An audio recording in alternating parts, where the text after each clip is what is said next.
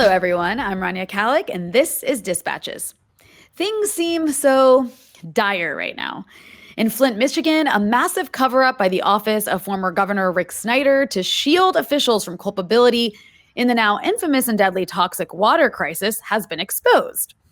Across the U.S., millions continue to be threatened by evictions despite a temporary moratorium. And unemployment benefits put in place during the pandemic are set to expire soon, which could plunge millions into poverty.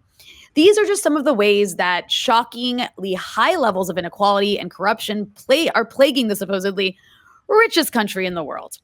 Yet, it's never been more difficult to be in left media covering these issues as censorship and underhanded algorithms suppress content that challenges the corporate media line, and where, sadly, the left media ecosystem has descended into a bickering match between personalities.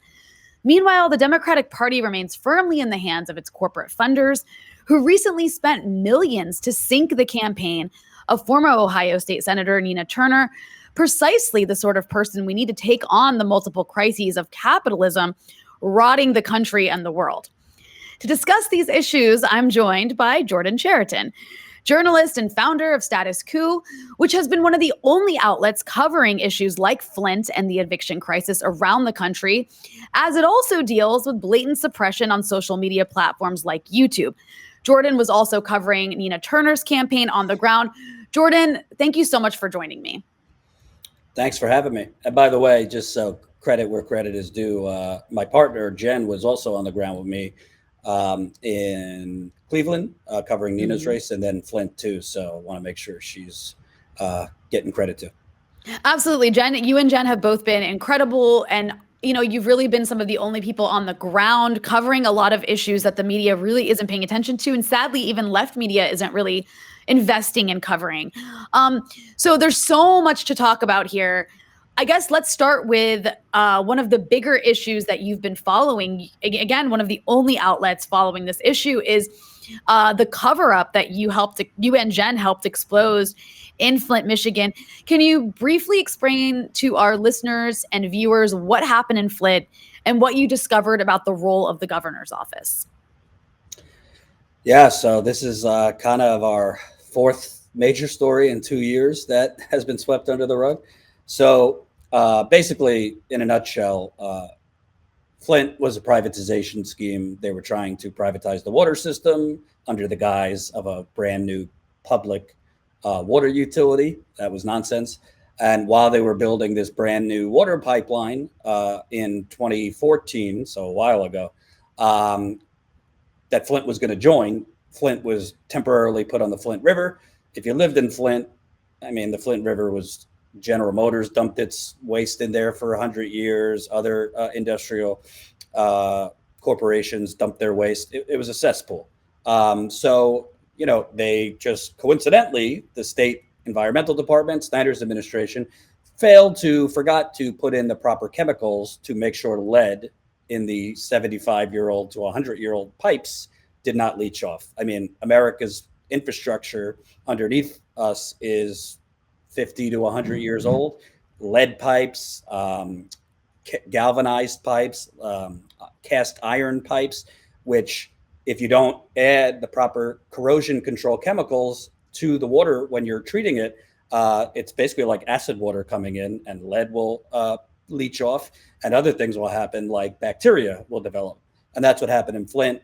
Toxic lead levels, Legionnaire's disease, which is a waterborne bacteria that kind of mirrors pneumonia, but is much worse than pneumonia.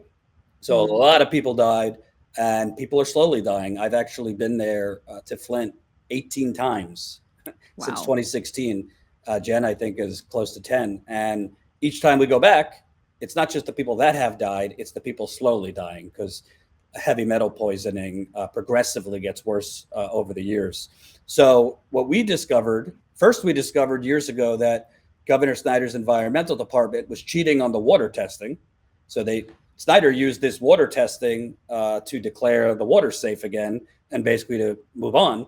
But they were sending officials into residents' homes to literally run their water right before collecting the test, which is against federal regulations because it flushes out lead and you get falsified numbers.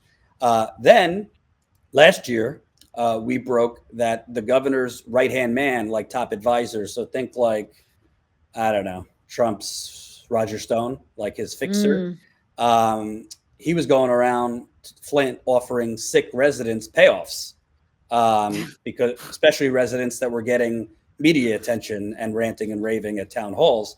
They were going around offering residents like special treatment or pilot programs where the state would pay for their medical treatment or the state would expand their Medicaid just for them, nobody else. And if the treatment worked for them, they would offer it to other Flint residents. One couple told us that Snyder's henchman, Richard Baird, actually told them, "Oh, I'm going to go tell the governor about this." So that was last year in Vice. There were other details in that story, including how basically financial fraud led to Flint being on the Flint River through a water privatization scheme. Then in January of this year, unfortunate timing, because Trump got impeached for a second time on the day we published it, we obtained Governor Snyder's phone calls, the governor, his chief of staff's phone calls, his health director's phone calls, as well as documents from the criminal investigation. So they were all on the phone rapid fire in October 2014, over 2 days, 22 phone calls between the three. Why that's important, October 2014 is when Snyder's health department and environmental department were communicating back and forth about this deadly Legionnaire's disease. Just happened to be a couple of weeks before Snyder was up for re-election. So the prosecutors concluded they were on the phone covering up the Legionnaire's disease. So Flint residents wouldn't know about it. The rest of the country wouldn't know about it before Snyder's re-election. Then Snyder told Congress, I didn't know about this till 16 months later. Well, our reporting and what the prosecutors found was he lied, perjured himself, and he knew about it in October 2014 while there was still a chance to save lives if they would have notified Flint residents, stop drinking your water. Fast forward 2 weeks ago, Jen and I broke, we discovered that Snyder's top officials, his press secretary, their phones were mysteriously erased right before the launch of the Flint criminal investigation. Other officials, top officials in the state health department, when prosecutors got their phones, like a fart in the wind, no messages. No messages from 2014. How convenient. all the way through October 2015. And that period was when Flint used the Flint River. Environmental department officials allegedly dropped their phones off to the state IT department, quote, wiped clean, shortly after the governor held a press conference acknowledging Flint's water was toxic. So all of a sudden their phones are dumped off, erased.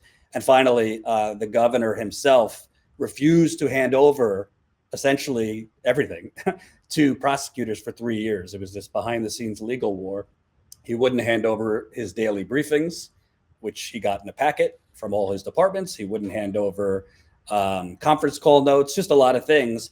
And this is, you can't find out who knew what when if you don't have access to what he was being briefed about.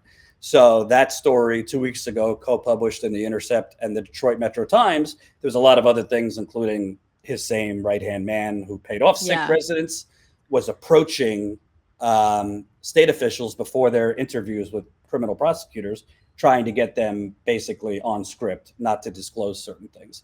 So here you got destruction of evidence, hiding of evidence, tampering of evidence, and Snyder potentially obstructing justice. And so where's the accountability here? I mean, you have been really, you confronted a couple local media outlets, which have shockingly in Michigan not been covering this. And furthermore, Snyder's not in power anymore. You actually have a Democrat in power. So just by sheer partisanship, I'm surprised this isn't being used by Democrats against against Republicans. Like, why is everyone ignoring this? And before you answer that, I want to tell people, because I don't think this is, this should go without saying, is that it's not just Flint. What happened in Flint sounds incredibly criminal, but a Reuters investigation in 2017 found that in all, 3,810 neighborhood areas in the U.S. recently recorded childhood lead poisoning rates at least double those found across Flint, Michigan during the peak of that city's water contamination crisis in 2014 and 2015. And then some of the some 1,300 of these hotspots had a rate of elevated blood test at least 4 times higher than Flint's. So I guess I'm curious, why is this being ignored? And is it because maybe Flint isn't the only place that this is happening?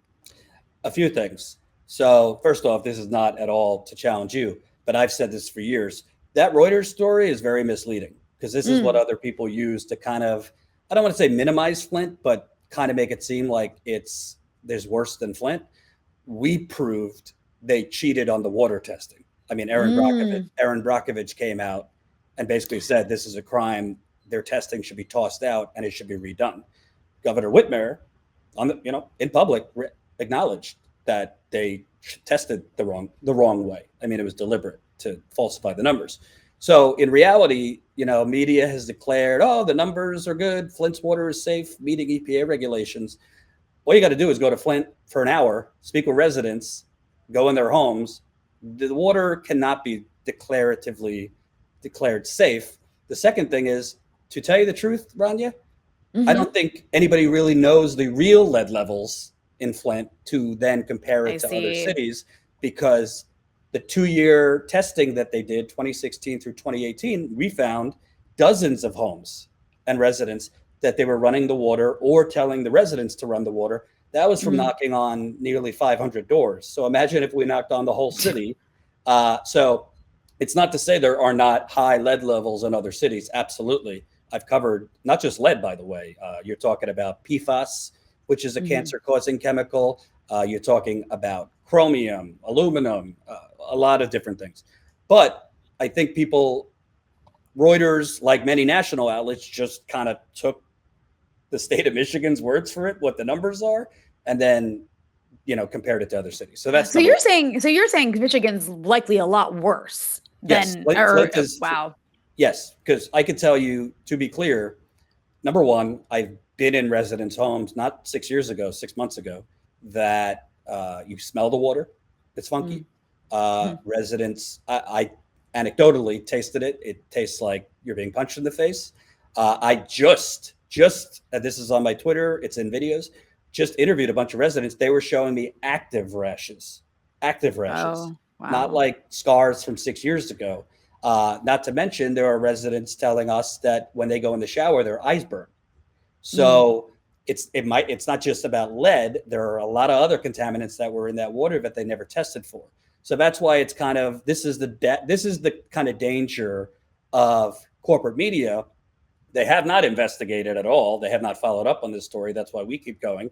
And then they kind of just lazily just take the testing numbers for the state of Michigan and EPA funded scientists. That's another thing. Most of the independent testers, not just in Flint, but elsewhere, are on grants from the EPA or the states. And their numbers mysteriously show rapid decrease. But in Flint, bottom line, they still 7.5 years later haven't even replaced all the pipes. So how could you say the water's fine if there's still damaged, corroded pipes from acid water? You were talking about how the numbers in Flint aren't accurate because they weren't giving accurate numbers. So then in that case, what is the reason that this is being so ignored by not just, Democrats, but also by media? Well, that's when you get into follow the money. And I'm going to try to simplify this because it's kind of complicated. So remember I told you that this was really a financial fraud that led to this. So essentially, Snyder's administration, along with some county officials in the county that Flint is part of, wanted to push a regional water pipeline, a completely unnecessary regional water pipeline that literally would go along the same exact pathway of the existing Detroit water pipeline that Flint had got its water from for 50 years without an issue. So for this, somebody's got to pay for the construction of this pipeline. So at the time that they were trying to expedite the construction, Flint was basically bankrupt. It had already reached its borrowing limit and could not legally borrow any more money and to join this pipeline, because Flint would have to borrow money to help with the construction. So the only reason there would be an exception made where they could borrow more money if there was an environmental emergency. So essentially a fake environmental emergency was created.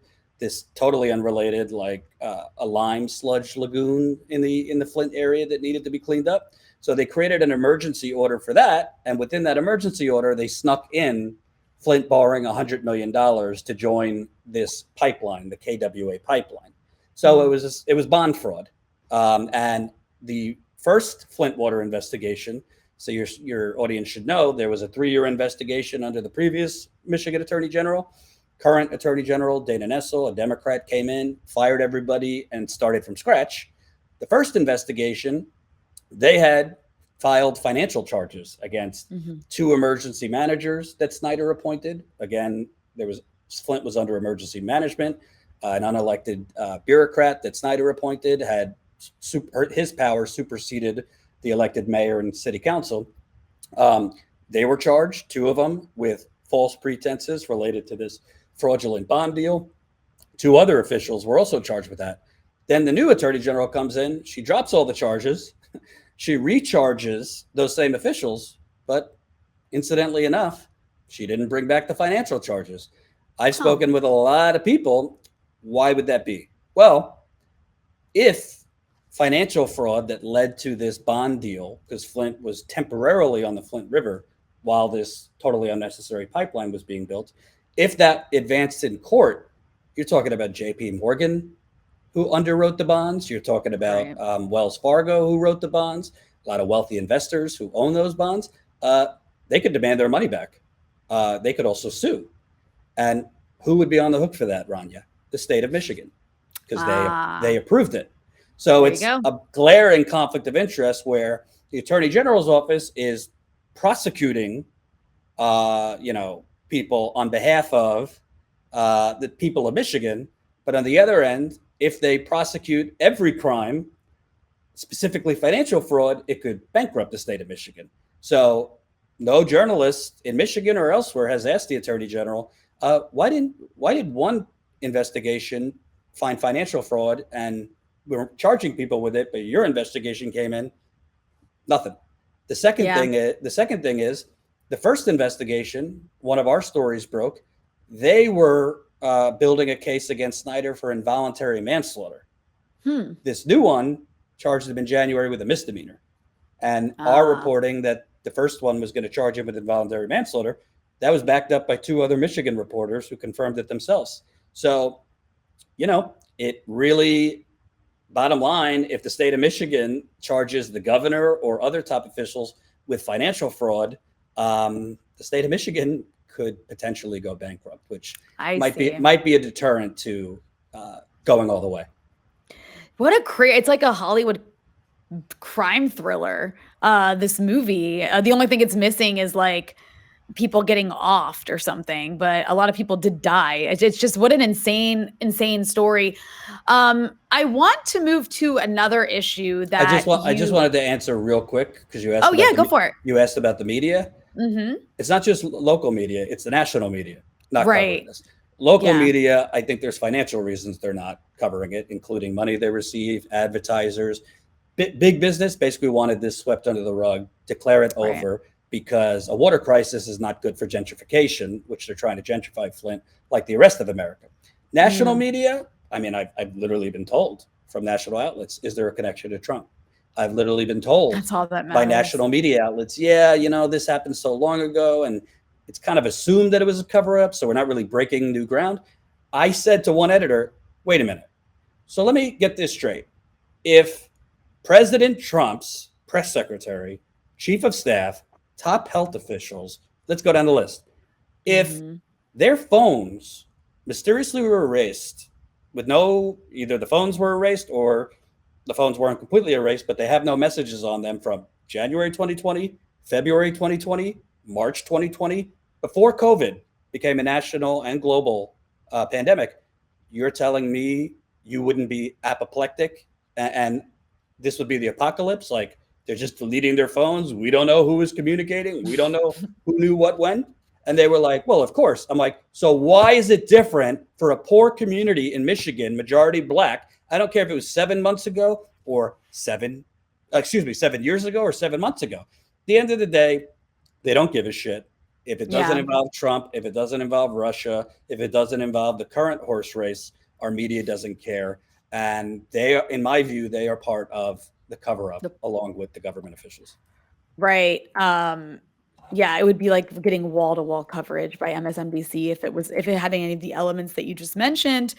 But of course it doesn't. And I think another issue that is similar in the way it's treated by the media, and another issue that you and Jen have been covering is on the ground is this issue of evictions. And, evictions were in the news the last couple weeks because of Cori Bush leading this, what ultimately was a successful sit-in outside of the Capitol Hill to extend the eviction moratorium during the pandemic. And it was nice to see, Joe Biden finally capitulate to the left on something since, he only ever tries to appease the right. But one thing that was really important about your coverage is that you showed that even during this moratorium, people have still been getting evicted. So can you talk a little bit about that and what you saw on your road trips across the country covering this? Yeah, so there's multiple levels here. Number one, I always tell my audience or people that like say rah rah to the Democrats, yeah, when federal money is earmarked to go to the states, always look at the fine print because we found out literally like it's a scandal. Like I'd say maybe 5 to 10% of the money that was sent to states to go to pay landlords on behalf of tenants is just sitting there. So they could say, oh, bureaucratic failure. I don't think so. I think a lot of that money is being redirected elsewhere because go ask the people of Flint, for example, $180 million was earmarked from Congress to go towards the Flint water crisis. Go ask the people of Flint how much of that went to them. So when you see federal money going to whether it's evictions, rent relief, whatever, always follow through to see if the money actually goes because usually it's diverted to donors, nonprofits, real estate, et cetera. So when we were on the road, particularly in Louisville, we learned this federal eviction moratorium that everybody cheered about, which is a good thing if it actually worked, had more loopholes, than a roller coaster. It was only for non-payment of rent. So landlords basically, got them on nuisance violations, just making up nuisance violations, or you're not keeping your property well kept, or your lease is up. So we're just not going to re-sign the lease. So in Louisville, I was told by the Louisville Eviction Project, because this was a nonprofit that was monitoring and getting the data for evictions. They were in evictions court during the height of the pandemic last year, 20 to 30 people getting evicted every day. Wow. I spoke with a woman in Louisville. She worked for the U.S. Census Bureau, laid off because of the pandemic. Should have got unemployment, by the way, didn't get it. And she was evicted by her landlord, not even for non-payment, for the lease being up. And only because of Black Lives Matter Louisville pitched in for an Airbnb for her and other people who were evicted. She would have been homeless otherwise. So, yeah, this was not just in Louisville and other states. People were getting evicted throughout the pandemic, and the media barely covered that or pretended that this moratorium was keeping everybody afloat. It did protect a lot of people. I don't want to say it didn't, but there was a whole lot of other people. We're talking, tens of thousands of people who were evicted during the pandemic because the federal moratorium didn't really have teeth in it. And we also learned, literally you have real estate developers and nonprofits kind of as a cabal with local city councils trying to gentrify the hell out of, poor parts of Louisville, poor parts of Detroit, force residents out so that they could bulldoze, homes, apartment complexes and build up, beautiful Whole Foods and strip, entertainment complexes or luxury condos. So we found in Louisville, literally real estate developers were basically dictating eviction policy to the city council. So it is one dark, corrupt thing. And yeah, I think what Cori Bush did was great. I know a lot of the left is, a photo op. Listen, millions of people would be evicted right now if not for her. So take a friggin' victory. But yeah, but even before that, people were being evicted. Yeah, it's actually horrible. And I actually do want to get to some of the interesting reactions from certain segments of the left about that. But before we go there, there does seem to be this massive disconnect between that's always existed, but it's become more stark during the pandemic. But between elites and people, and you even see it like with Obama's birthday bash, right? Like at Martha's Vineyard, and hundreds of people getting together to celebrate, and like all these expensive superstars, and just the most luxurious party that you can imagine, while people are dealing with, like the eviction crisis, dealing with dirty water, dealing with, I was in Alabama a few years ago. I did a mini documentary about the sewage crisis in Alabama, where people don't have money to pay for proper sewage system. So the sewage just goes into their yards, and then there's all these kinds of diseases that people end up getting that really you usually only find in like developing countries that have little infrastructure. It's shocking to see some of these diseases in the richest country in the world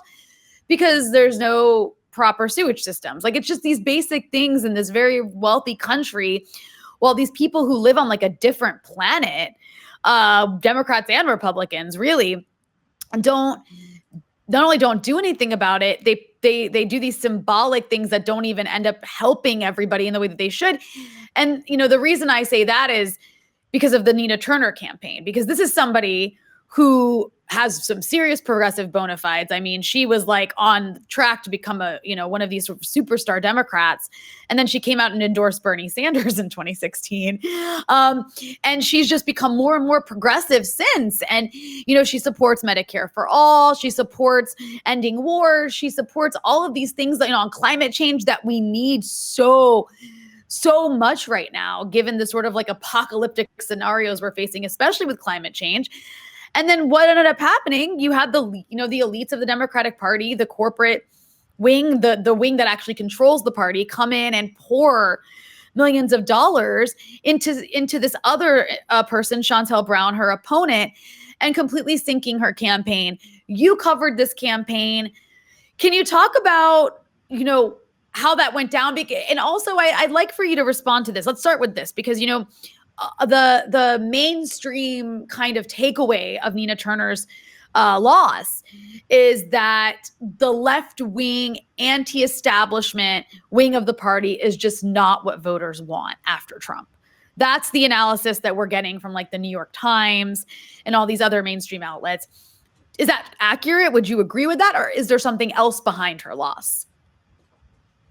I think there's a lot of similarities between Bernie's campaign and Nina's campaign. Obviously, Nina's much smaller, a local district. Actually, that's not true that voters don't want what the left has to offer. What is true is there's a mismatch between hardcore progressives and what they believe about the Democratic Party and what the revolution they want to see, and frankly, the majority of voters who actually agree with us on the policies, but do not agree that the Democratic Party is corrupt, do not, are kind of look at politics in terms of team blue and team red, and essentially get turned off, not by the policies, but they are susceptible to the brainwashing from the corporate media that these are bad Democrats, they're not loyal, they're going to be too divisive, they don't want to get things done, they just want to make a point. So I think, unfortunately, and people aren't going to like me saying this, and I'll be a sellout, but this is the reality, and I see it on the ground. Progressives need to decide: do we want to spend our time trying to shift the generational thinking, of a lot of older voters, a lot of middle-aged voters, of we need small victories, we got to take small victories. Democratic Party is far superior to the Republican Party. Do we want to spend our time trying to basically try and convince them the Democratic Party is corrupt? Or do we want to spend our time actually meeting them where they are and intelligently making the case that, it's not that we're trying to, burn the house down, but here are the issues with what the Democratic Party has offered. And that, frankly, the Democratic establishment, they're very well organized. They came in at the exact right time against Nina Turner, even though Nina Turner in total earned more money than Shontel Brown. In the final weeks, she was badly outspent on TV by all these super PACs and this and that. I mean, you couldn't turn the channel. in Cleveland without an attack ad on Nina Turner, but the left was not as well organized as the establishment. You had people basically suggesting, oh, she's running as a Democrat, I'm out.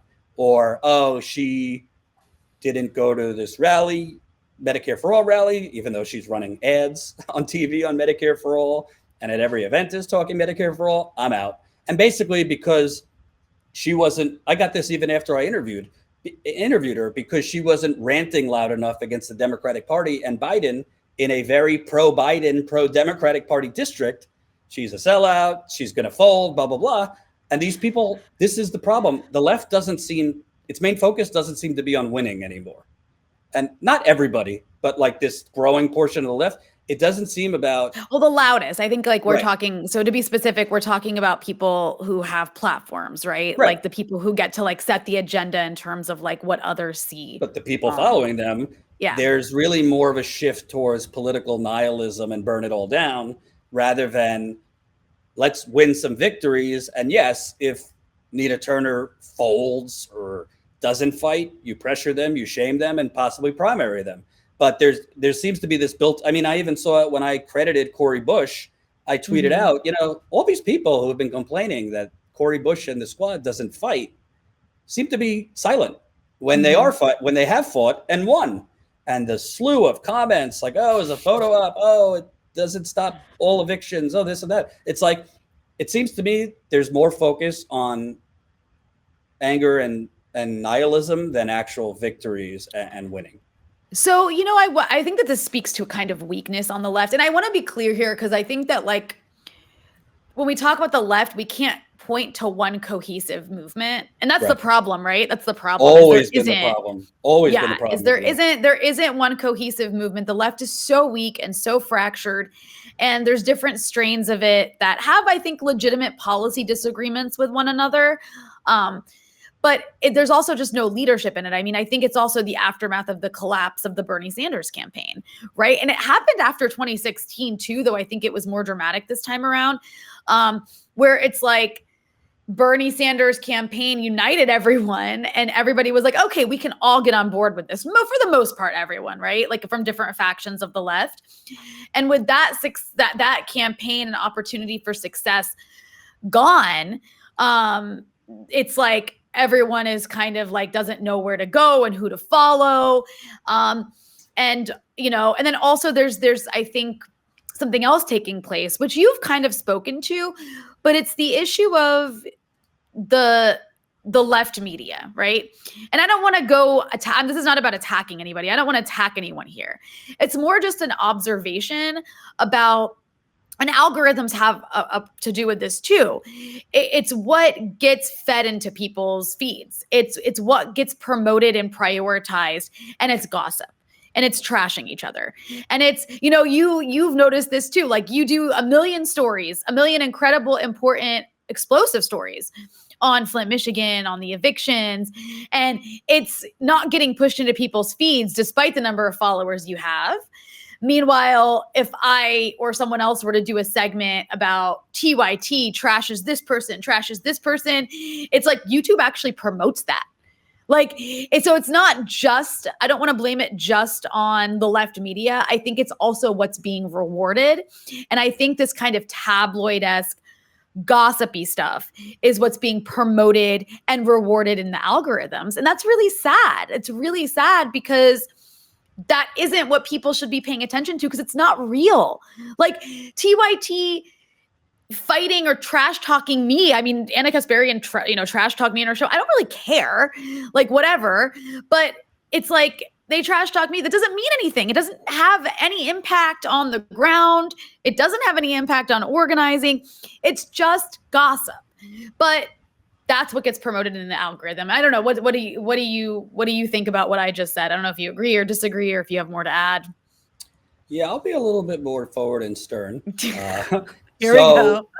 first of all, like my feelings on TYT are no secret. So I'm not a fan, but like I don't need to, not just for like what happened with me personally, but like even when I was there, I thought they were really shifting to lunacy and Trump derangement syndrome. And I said that publicly when I was there. But I think a lot of online viewers they're kind of being fooled or misled into thinking like taking down TYT is the holy grail. And if we just take down TYT, that will part the sea for things like Medicare for all and this or that. I'm not saying like never criticize TYT or never criticize other certain hosts or me or whatever, or politicians. That's not the thing. But at a certain point, it's very clear this is beyond valid criticism. This is a money-making and growth scheme. You see, I mean, I'll just call them grifters because that's what they are. I mean, you'll see there's this new like conglomerate of like 10 to 15 channels of like, frankly, 20 something dudes who literally do every single video on Jimmy first TYT or this one first TYT or commentary about other people's commentary.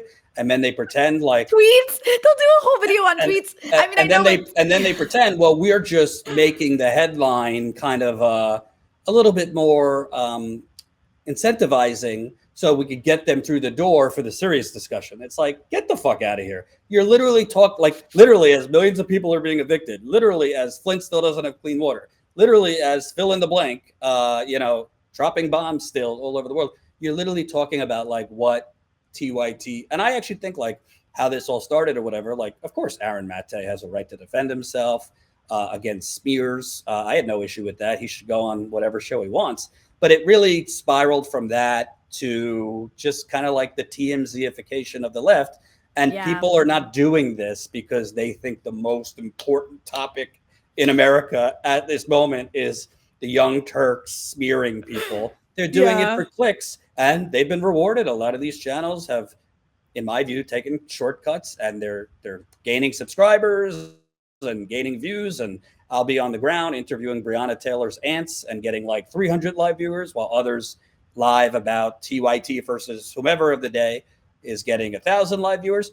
I don't really feel a jealousy about it. I feel it's a disservice to the left, and because people aren't being informed about what's really going on.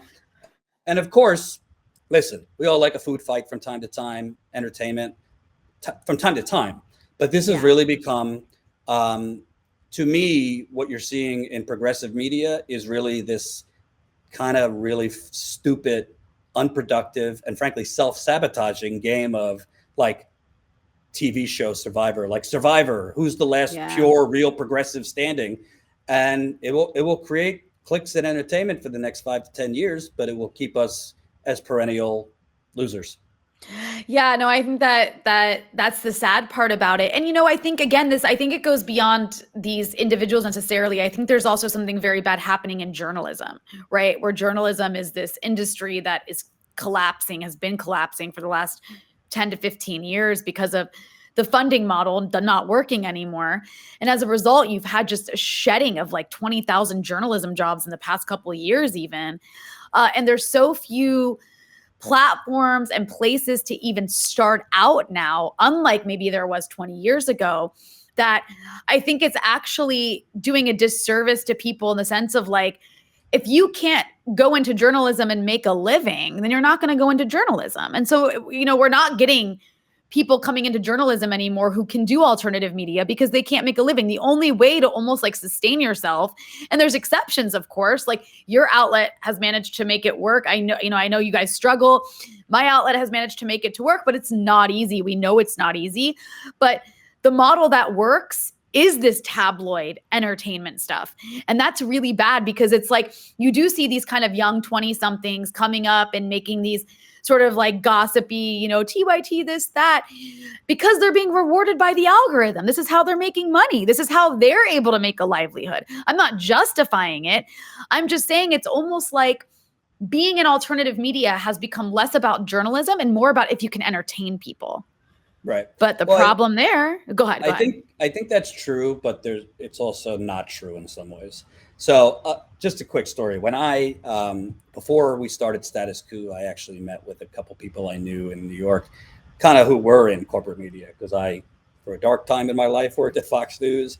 Then I worked at MSNBC. I didn't know that. You were like in the mainstream. I didn't know that. I could do a whole live stream on that. Out of college, I really wasn't even that politically knowledgeable. So I just thought Fox was like a news channel. I'm like, oh, I got a job.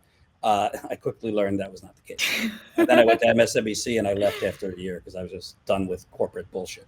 But people that I spoke with before Status Coup, when I told them what I wanted to do, the Flint stories, environmental protests, et cetera, they were like, kind of like, oh, that's really nice that you want to cover real stuff, but that will never sell. People don't care about that stuff. And I knew they were wrong because I had already, through TYT, like grown a channel very fast off of not just Bernie's election, but other things like Flint, Standing Rock. And I know for a fact I didn't need like market research that there's a huge hunger for this. Right. I personally had the kind of head start, I guess, because, I was able to grow a following on TYT. So then when I launched my own outlet, Jen and I launched it together. At least I had that foundation where people knew who I was, even though we were being buried in YouTube's algorithm. At least we were able to bring in some audience to start. And then through actual journalism, yeah, we do commentary, but like our bread and butter is going out there. We were able to build a paid subscriber model. So we're close to 2,000, and we started that in 2019. So it does, like, we don't have to worry as much about clickbaity bullshit headlines. And if we really wanted to make money, trust me, we would have been covering Trump and Russia for the last 5 years. But for these people who are just doing this TMZ food fight, if they wanted to, like, not everybody has to be like an in the field reporter. It's not for everyone. But if they wanted to do, commentary or analysis or some reporting on things that other people aren't covering, they could build a model, because more and more people are understanding, we're going to have to fund this kind of journalism if we want real journalism. Yeah. That's what we've done. So we don't, like the Flint videos and things like that, they don't go viral. They don't get 1 million views, but it helps us convert free viewers to paid members, because who the hell else is doing it? So I think for all these people, like, essentially, I think grifting, you'd be surprised. It's like, do not try and live or die from YouTube clicks and views, because go ask TYT how that worked. Their whole business model was YouTube, and they're sinking like the Titanic. Yeah, I mean, maybe I might be being too generous, or you're being too pessimistic. Usually I'm the one being too pessimistic, but I don't usually get that. So I appreciate, though, that like we have the back and forth about it. I also guess I would like to think, like, when I was coming up, when I was in my early 20s and I was, starting to learn about the left and leftism, and, I had outlets like Democracy Now! I was really like that really was a gateway for me. And it's actually one of the reasons I wanted to go into independent media. And there were some other outlets too, but that one really stands out the most, even though I'm pretty disappointed in the kind of turn they've taken in some ways, but it happens. They've kind of moved into more of a liberal sphere. But, I feel like when I see younger people now, like, what are they looking up to? And if all they have that they see is that TYT model, then that's what they're going to replicate, right? And so, like, maybe that's why I'm being a little too generous about it, because I feel like I had a lot of outlets that were big and that were in my face in alternative media, to be fair, that I could like look to, and a lot of journalists I can look to. And now it doesn't seem that way. Again, maybe I'm being too generous, but I don't want to spend too much time on this topic. I do think it's just important to like talk about, because I feel like your viewpoint has really been missing from this entire discussion, where it's just been kind of like, who's the loudest and making the most videos about it. I mean, real quick, Rania, the bottom line is, in conversations we've had to try and get actual funding, we were offered like a lot of funding, big money from a certain plutocrat Democrat. We turned it down. We turned it down because honestly, I don't really give a shit what guarantees we're given. This person's track record, out of respect, I'm not going to say who, but this person's track record, we didn't want to be involved. But the reality is, like, I have said to people that we've tried to get funding through, mostly like viewers or actual progressive individuals, we literally don't have any competition. Like, I don't mean that condescendingly. That's true. Excuse me, arrogantly. We go places and there's no other media covering these stories. Flint, literally the local media, and Detroit and Flint, they don't cover it anymore. So it's like, if you have, and this is to to journalists who might want to be covering up. I even tell people who ask me, what would be your advice now? I say, go to city council meetings where you live. You could do it with your phone. I guarantee you will not see many journalists there, and start digging, building sources, not through politicians, but through the residents and activists. You'll find out the truth from them. And don't worry at first about how many people are watching. It doesn't matter if it's your mom and your dog. Worry about covering it, building sources, because at some point you're going to cover something or find out information that picks up or break it. And all of a sudden an outlet like Status Coup or Breaking Points or whatever will share it, and you're off to the races. So yeah. So being there, being that person, no, that's actually a really good point, because, doing what other people aren't doing, especially important work, is really what matters, especially in the long run. And it is, I mean, just being there, I know from experience, I mean, just being in the Middle East makes a difference for, you know what I mean? Just being on the ground, talking to people who are being evicted makes a difference. Being, in your case, Standing Rock, made a huge difference. I do want to move to a topic that I don't know actually if we agree on this or not. I'm curious. If we don't, it'll be a little bit more exciting. But I'm curious what your opinion is about the Democratic Party. I go back and forth on this because, whenever it's like during a presidential election, like during the presidential election, I still get angry people who are angry at me about this, but I was like, I voted for Joe Biden because I really didn't want Trump to be president again. I think Trump being president was very bad for the country. Obviously, I despise the Democratic Party and what it stands for, but I thought this would be less bad for the world. So I played into that lesser evil kind of thing. But aside from presidential elections, like, I really don't believe people should be, I'm not saying it's wrong to, and if you're going to do it, fine. But I don't think the focus should be changing the Democratic Party, because I don't think it's ever going to happen. Like, people have been trying to do it for the last 40 years, and the party has only become more right-wing. Like, I think the focus should be on building outside of the Democratic Party organizations, parties, whatever, that can then pressure that party and actually do things like strikes and protests and whatever it is that can actually like force power to concede, at least, or, some things. And when it comes to third parties, I don't think they're a bad thing. I don't think they're going to win. They're not going to win presidential elections. You just can't, a two-party like duopoly like we have. But I don't think it's bad they exist. And I don't think they should get blamed for like Democrats losing. But I guess my question for you, having covered so much of like the sort of progressive side of Democratic politics and, the squad and being around Nina Turner's campaign, like, what do you think is the right answer to this? Do you think people should continue like running inside the Democratic Party with the intention to change it? Do you think people should be building outside of the Democratic Party?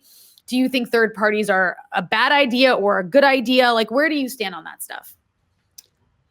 I have a kind of a multi-pronged approach. I don't think it's any one thing. And I've been called a sellout and, whatever, a sheepdog for the Democratic Party.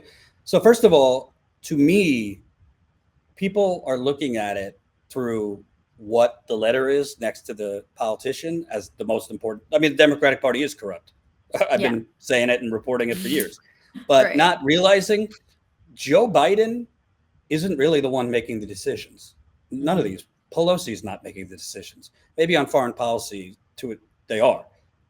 The donors dictate the line that the politicians can go up to.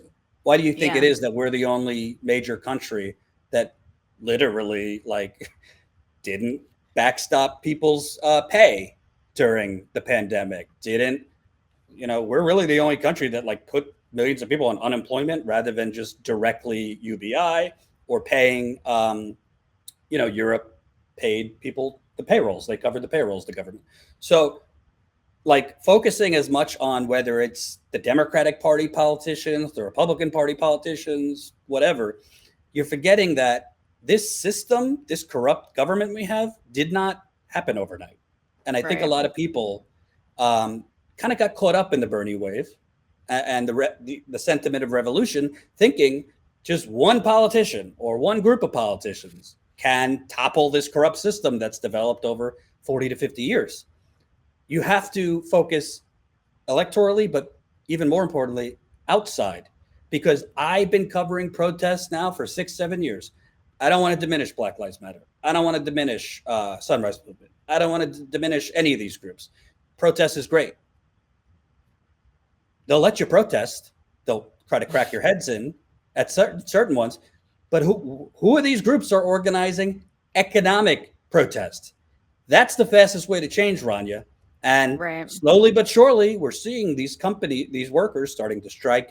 Alabama, Kansas, South Dakota. Amazon workers are organizing in New York and having some success. Like, if you threaten the donors' wallets, because the donors control the politicians, the donors, they are not willing to have a quarterly profit dip, any dip. Yeah. So if you pressure the donors, I'm talking Amazon, Walmart, fast food, big banks, you name it. If you start pressuring that, they tell the politicians, you got to give them something.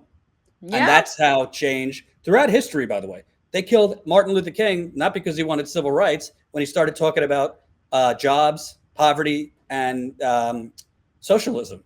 That's when he got killed. So my whole point is, don't get me wrong, like, I'm not against third parties, but I'm for winning. You need to seize power, not have I don't want to call it a vanity project, but like MPP or these third parties, it would take a very long time. Just because it would be righteous and morally and values-based, more in sync with progressives, doesn't mean it's going to, in a wave, start electing Congress people or senators or presidents. It doesn't mean don't work on it. But like, people have this black or white zero-sum game thing. Like, we're done with the Democratic Party. We're going to focus on third party or just outside boycotts and stuff. When the reality is, focus on the individual. I'll use Nina Turner as an example. Okay. First of all, there was no option for her to run as MPP Green Party in Ohio. Green Party lost ballot access. MPP don't have it. The state makes it very difficult to run as an independent. It's not a guarantee that you could run as an independent. You have to prove that you're have no connection to both parties. So she ran as a Democrat. People just forgot her track record because she wasn't ranting on the campaign trail like she did on the Bernie campaign trail.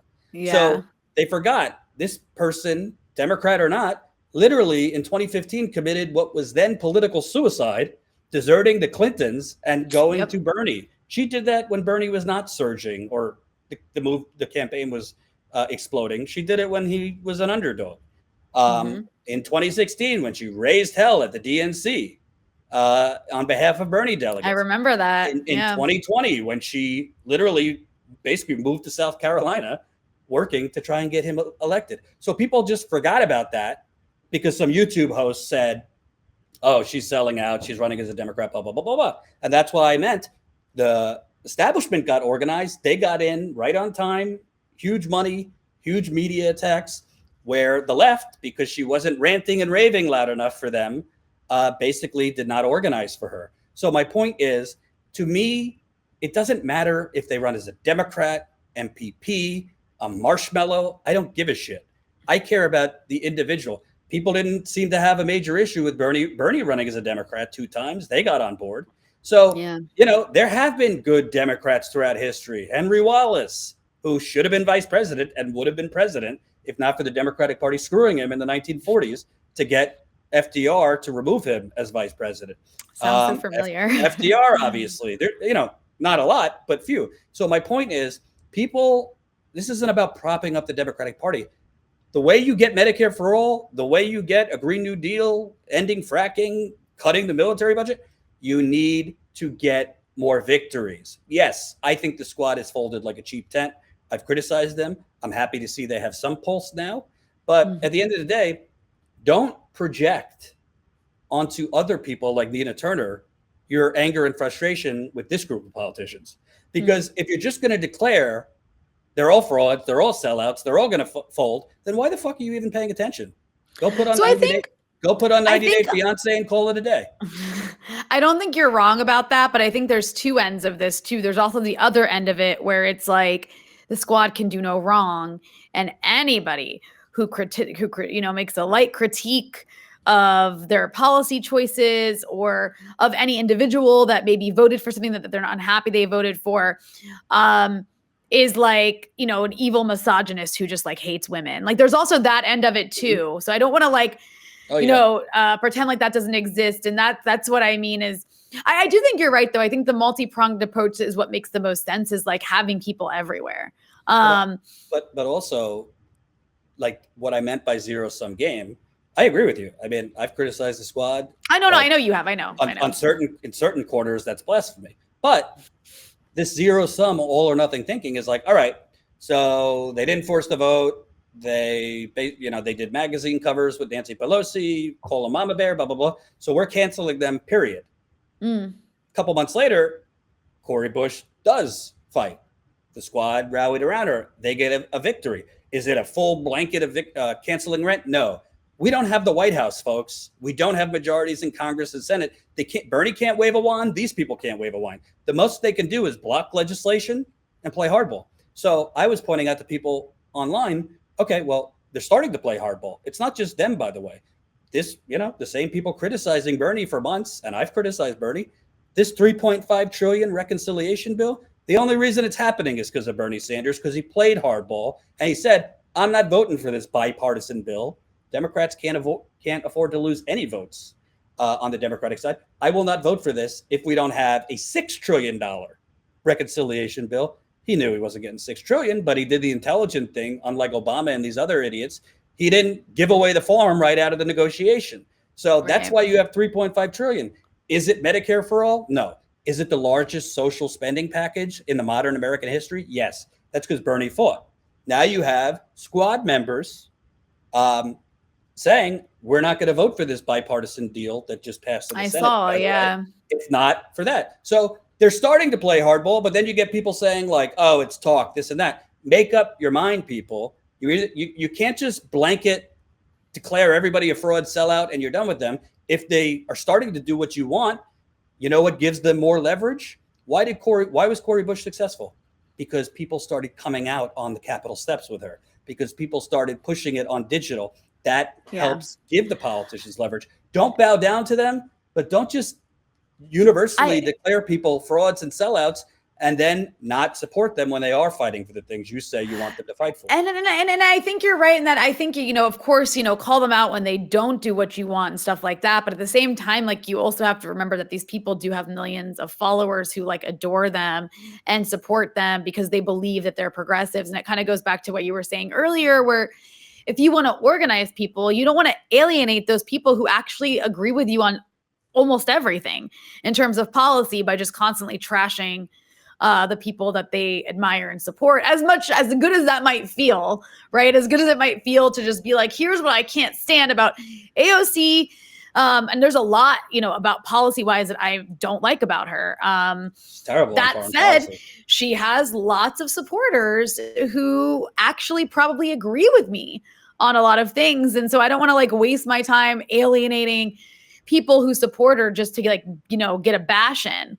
It's just, ultimately not the most productive way to go about reaching people who might actually agree with you on a lot. I also think that it's important to say, and I would assume you agree, what I'm saying is not recognizing the people that are declaring everybody frauds, sellouts, cowards, just black or white. I'm done with them. I understand your frustration because I feel the frustration. Trust me, I'm on the road seeing the misery and corruption up close. I feel it just as much. I'm in the Middle East. I'm like, what? Like it's all around me in like the most miserable way. I totally feel you on that front. So you're right to be angry. You're right to be cynical. You're right to be frustrated. Hell, you're right to feel rage. Anger can be a good thing if weaponized correctly. Because I'm sorry to tell you, we're not going to rant and rave our way to Medicare for all. That's just not how change works. Martin Luther King didn't, scream Lyndon B. Johnson as a coward and fraud. Okay. He created an army and he applied pressure at the right moment. I was forced to vote, but I said publicly, I'm for it, but you're self-sabotaging yourself you're trying to convince these politicians to do something, yet you're calling them Lucifer. That's just human psychology. That doesn't work. So you will give them an opportunity to Also, like discredit maybe you. that. See now I'm like, this is where I go back and forth because I agree with what you're saying, but then I'm also like, it is good to have figures that push the margins. Like it is good to Pushing have is your good, Malcolm X, Rania. right? It is good to have your Black Panthers who Oh, would of be the course. ones who would say like the kind of like screw them all, they're all devils. But it's kind of like it creates more space for you actually. So there's a balance, right? We need like a balance. We need a balance that's productive, but we don't have that. The We truth don't is, have. though, the truth is, and this is where I kind of disagree with like people like Jimmy and others who I agree with them on policy. I I think Jimmy and others think like this is the way to make them fear you. And if we scream like this and we threaten them, not physically, obviously, just politically, if we just scream loud enough, rant loud enough, shame them enough, they fear us. It's the opposite. You're giving them a layup to discredit you. I get what you're saying, Malcolm X and all those things, obviously. But like, what did AOC do? And I said this during Force the Vote. I said she is going to turn around and say, I'm not doing it and point to the venom against her. And she turned around and she said, this is violence. Obviously, it was bullshit. But honestly, Jimmy Dore is not the thing. It's not, and I've seen this starting after Bernie endorsed Hillary in 2016. This sentiment coming out of understandable anger, but like, let's burn down the house, and it doesn't matter who the hell is in the house still, because at the end of the day, I think Force the Vote, for example, would have been a lot more successful if there were pressure campaigns outside their offices, if there were pressure campaigns online, not the fraud squad, but like, I don't know, I'm not good with hashtags. AOC, where's the ruckus? Like shaming them. Oh, maybe you're really not good with hashtags. Yeah. That was terrible. Where's the ruckus? Shaming them strategically to the point where it can't be said that you're, divisive scumbags, whatever. People call that tone policing. No, I'm telling you, that is more successful. Like Cori Bush, for example, when she was on the Capitol steps, she was criticizing Biden and the Democratic Party.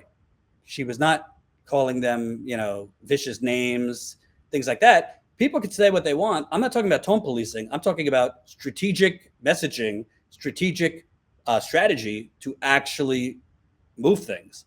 And I think that's what people are forgetting. They think what makes them cheer on YouTube is the same thing as what will force politicians to do something. And that's not the same thing. And so I guess going back to like the real stuff, because again, I also think there's just such a disconnect between what's happening on the ground, like in real life, and then what's happening on, our YouTube shows. There's such a huge disconnect. And I really feel that, I know you feel it being on the ground, talking to people.